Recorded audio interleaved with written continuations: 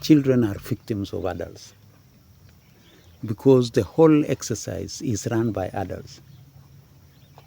We mobilize money from parents to try to compromise our officers. We adults are the ones who buy telephones for our children to go try use them for the wrong thing. Is this the way that we would want to spend our money? Because I think it's not the best way of spending our money. We have ran a very smooth exam.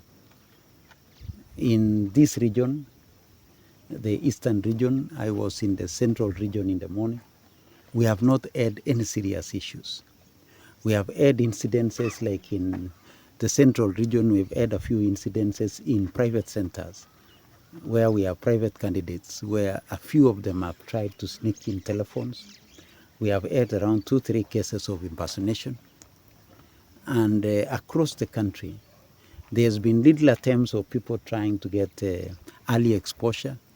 Early exposure is where somebody tries to take a photo of an exam that has been opened for doing after 8 o'clock. But you know, this year, we personalized our examination papers. Every exam is personalized to an individual. So when a photo is taken of an exam, then it is a photo of a student's paper, because they are all personalized. The 965,000 papers, every paper is personalized to an individual.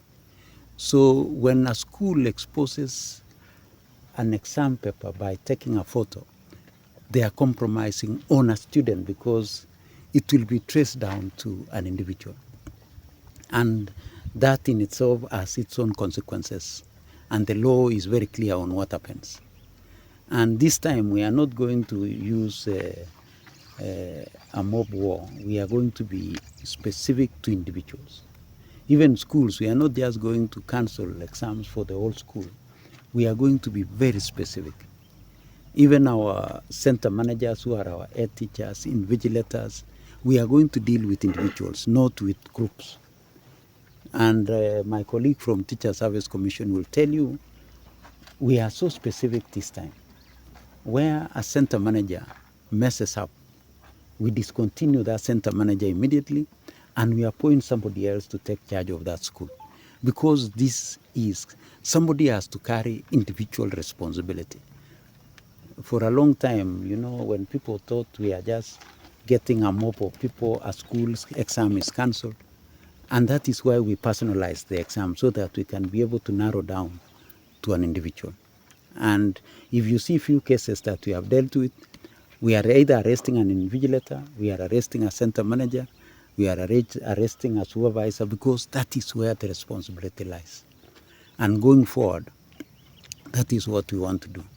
And I can tell you, our biggest challenge in people attempting to compromise examination is not with the children.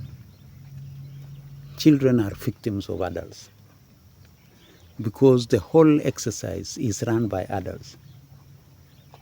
We mobilize money from parents to try to compromise our officers.